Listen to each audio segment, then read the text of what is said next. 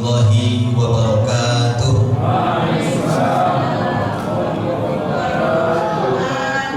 Alhamdulillah, alhamdulillahilladzi arsala rasulahu bil huda wa dinil haq liyuzhirahu 'ala ad-dini kulli wa kafa billahi shahidan.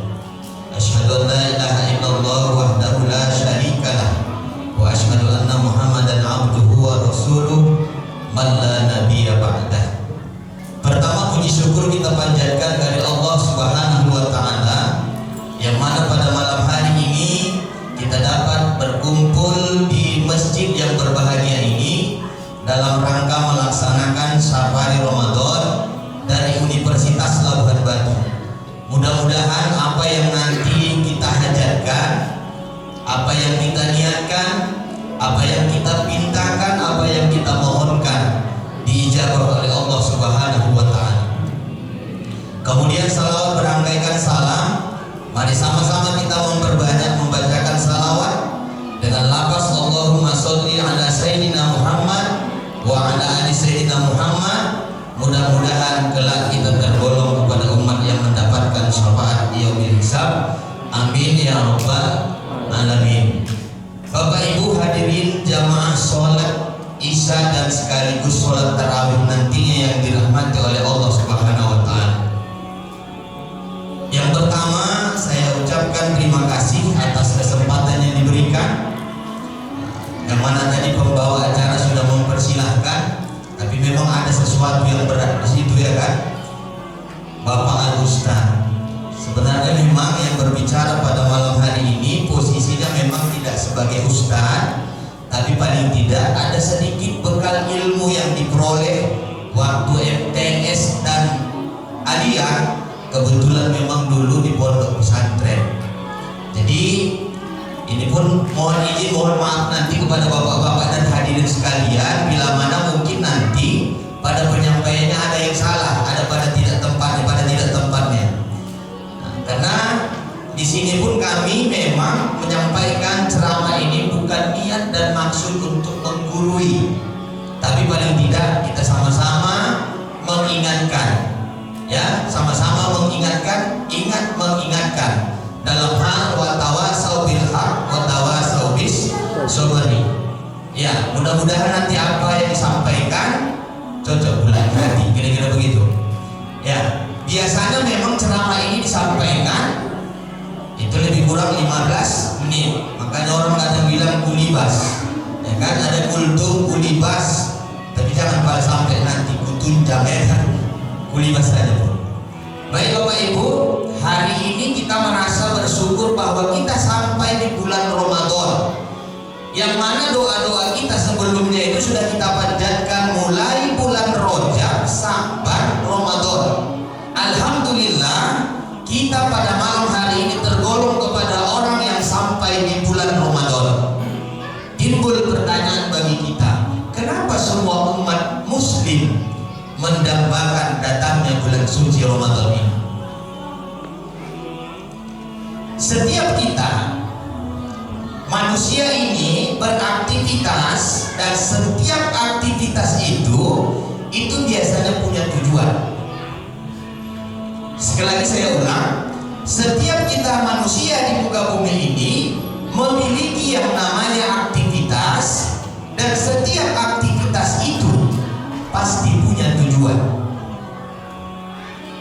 Demikian juga Allah Subhanahu wa taala memerintahkan bagi kita melaksanakan puasa di bulan suci Ramadan. Tentunya ini juga punya tujuan. Ada rupanya tujuan kenapa kita disuruh berpuasa. Dalam surah Al-Baqarah 183 itu, di sana kita dipanggil. Panggilannya kepada siapa? Kepada orang yang beriman, tingkatan imannya yang tipis, menengah, tebal, dipanggil di sini.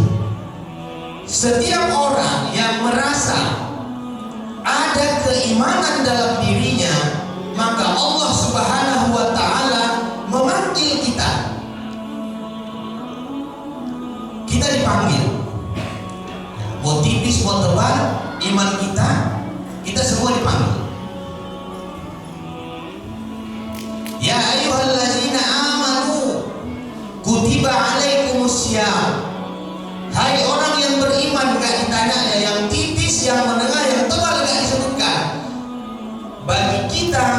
yang masih memiliki rasa iman dalam diri kita, maka kitalah yang dipanggil di sini.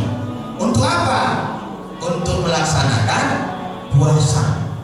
Ternyata Allah ketika kita mengatakan kita beriman, Allah juga mau bukti, kira-kira begitu. Allah itu minta bukti. Ternyata tidak cukup kalau hanya mengatakan iman, beriman, tidak cukup. Apa buktinya kalau hamba-hambanya ini beriman? Kira-kira begitulah. Kita diminta bukti. Apa buktinya? Makanya diuji, dicoba oleh Allah Subhanahu wa taala. Mau nggak kita melaksanakan, kira-kira begitu.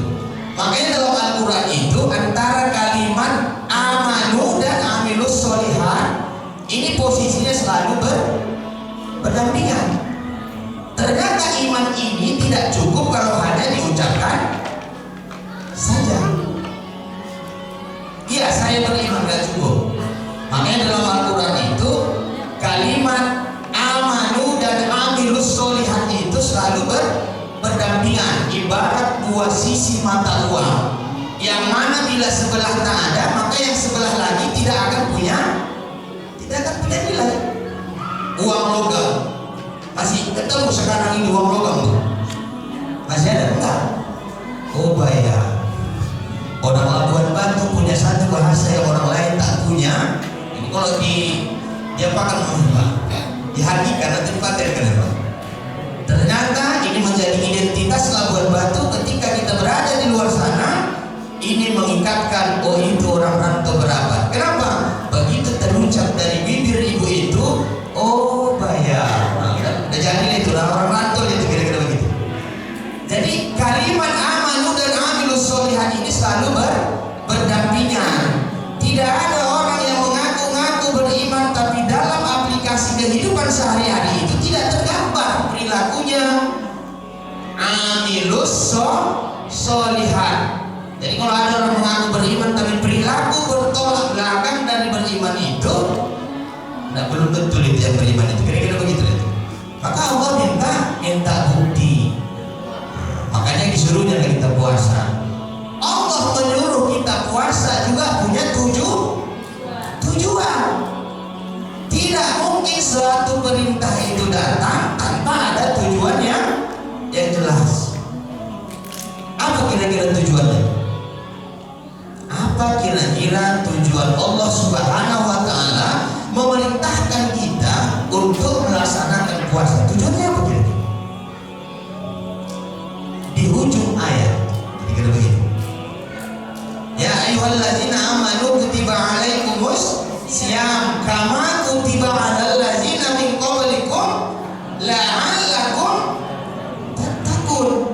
Ternyata puasa ini sebelum kita pun umat-umat terdahulu itu sudah juga diperintahkan melaksanakan ibadah puasa. Tujuannya adalah la'allakum, agar kamu mudah-mudahan kamu bertakwa. Tapi ingat di ujung ayat kata la'alla ini tidak otomatis setiap orang yang berpuasa itu bertakwa. Tapi mudah-mudahan ini kan bentuk sebuah pengharapan kan? Ini masih sesuatu yang abstrak. Bisa iya, bisa tidak. Jadi menarik sebenarnya kalau dikaji ini. Tapi saya agak khawatir apakah ini dalam waktu 15 menit sampai semua. Saya pikir akan sampai. Tapi paling tidak garis-garis besarnya duduk kira-kira begitu. Jadi tujuannya adalah apa? Takwa. Pertanyaannya takwa itu apa? Takwa adalah sesuatu tingkatan keimanan yang dimasukkan ke dalam sanubari kita, yang mana kalau ini sudah ada dalam sanubari kita, maka koneksi kita akan dekat kepada Allah Subhanahu wa taala. Koneksi. Jadi takwa ini adalah proses pembentukan koneksi nanti ya kan, ujungnya kan? Koneksi yang baik dengan apa? Dengan Rob kita sang pencipta. Kalau udah dekat koneksi hubungan itu dengan penguasa, dengan yang maha mengucapkan ini, kira-kira begitu. Gambarannya sederhana aja Pak.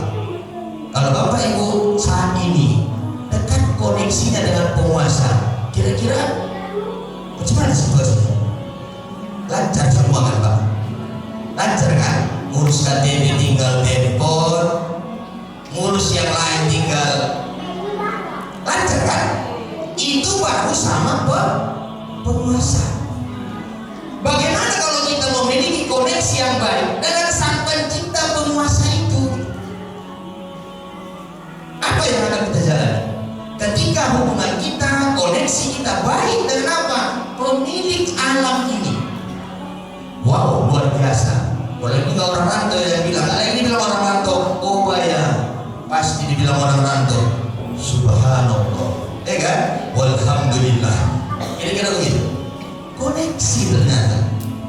Nah, kalau orang yang sudah memiliki takwa, maka dimanapun dia nanti diposisikan akan jadi orang yang betul-betul orang nih. Kira-kira begitu. Mau jadi pejabat yang takwa, mau jadi militer, apa namanya? Kan? Mau jadi guru, mau jadi apapun, kalau udah takwa itu masuk dalam satu badan kita, wow, kata anak muda sekarang, wow. Tapi masalahnya satu, sejauh mana kita yakin? Ya kan yakin kan? Sejauh mana keyakinan kita kepada yang tadi? Jika kita memiliki koneksi dengan yang baik, dengan yang maha kaya, yang maha mengatur segalanya, yang maha menyelesaikan masalah, sejauh mana kita yakin? Yakin kita kalau Allah Subhanahu wa Ta'ala itu maha kaya? Yakin. Tapi dalam praktek kita tidak menerapkan ini. Kalau kita pengen makan mangga Bu, kira-kira di apa ini buat timur namanya? Buat timur, saya ingat kali sama yang buat nama buat timur ini, kebetulan dulu ada di kelas. Nah, buat timurnya, ya kan? Kalau kita pengen makan mangga hari ini, kira-kira kita kemana perginya? Selain membeli di pajak pula, ya kan? Datang ke orang yang punya pohon mangga dan mangganya berbuah. Datang kita ke sana, minta kita mangga, pasti kita makan mangga. Nah hari ini Allah Subhanahu wa Ta'ala maha segalanya. Jangankan pohon mangga, sama akarnya pun bisa dikasih sama Allah, ya kan? Tapi aplikasinya sejauh mana kita yakin terhadap sang pencipta kita ini? Kalau kita minta ke sana itu akan dikabulkan. Ternyata memang keyakinan kita lah sekarang ya kurang. Udah 15 menit ya. Ya, saya kunci saja takwa. Jadi ternyata orang yang puasa itu tidak otomatis mendapatkan predikat takwa. Mau tahu orang ibu kira-kira caranya biar dapat macam mana? Menyampaikan saja ini ya Bu, walaupun saya nanti tak dapat, tapi karena saya sampaikan orang itu dapat, udah konak saya di situ. Kira-kira begitu. Yang pertama Bu, untuk meningkatkan koneksi kita dengan sang pencipta kita, tidak lain adalah melaksanakan sholat. Karena sholat ini adalah mi'rajnya kaum muslimin. Komunikasi kita dengan sang pencipta kita nggak lain bukan melalui sholat. Ketika komunikasi kita baiklah biasanya. Tapi ini kadang tanda tanya nyawanya kan. Udah bagaimana dengan sholat kita, kira-kira begitu. Nah untuk mendapatkan predikat takwa itu tidak cukup di bulan puasa ini. Kalau cuma yang wajib saja, yang wajib ini Bu paksaan biar kita punya koneksi sama Tuhan. Dipaksa kita Bu. Jadi kalau tingkatan yang dipaksa masih yang biasa ini. Jadi bagaimana caranya? Tingkatkan sholat wajib, sholat sunnahnya pagi, siang, malam. Baru. Itu yang pertama. Kemudian yang kedua apa Bu? Apa kira-kira? Membaca Al-Quran, menyimak, kemudian apa lagi? Mentadaburi. Nah, yang seperti yang berkaitan dengan Al-Quran. Kenapa? Karena Al-Quran itu adalah merupakan petunjuk hidup umat muka bumi ini. Itu petunjuk kita. Kalaulah kita jadikan Al-Quran sebagai patokan dalam menjalani kehidupan, baik-baik sajalah hidup kita ini, kira-kira begitu. Itu yang kedua. Yang ketiga, ya di sana ada namanya zakat, infak, sedekah. Nah, ini kan agak sulit menentukan ini kan, untuk melaksanakan ini kalau dalam kehidupan sehari-hari kan. Makanya Allah Subhanahu wa Ta'ala menyatukan itu dalam 1 bulan penuh. Dalam 1 bulan penuh yang namanya Ramadan. Makanya sebenarnya kita rindu datangnya Ramadan ini. Kenapa? Karena disitulah proses pembentukan bagaimana kita memiliki koneksi yang baik terhadap pencipta kita. Mungkin itu saja lah Bu, karena tadi kulibas ya kan, kuliah 15 menit. Mudah-mudahan apa yang disampaikan, kalau itu yang baik datangnya dari Allah Subhanahu wa Ta'ala, kalau tak baik Bu, yakin dan percayalah itu datangnya dari saya pribadi. Bila mana ada kesalahan saya mohon maaf. Terima kasih atas segala perhatian. Billahi taufiq wal hidayah. Wassalamualaikum warahmatullahi